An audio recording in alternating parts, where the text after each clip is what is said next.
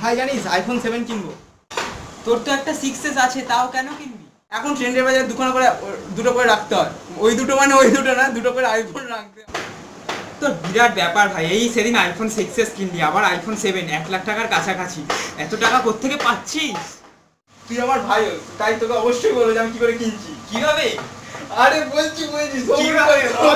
বলছি তাড়াতাড়ি আবার ওই না ভাই কে এসছে।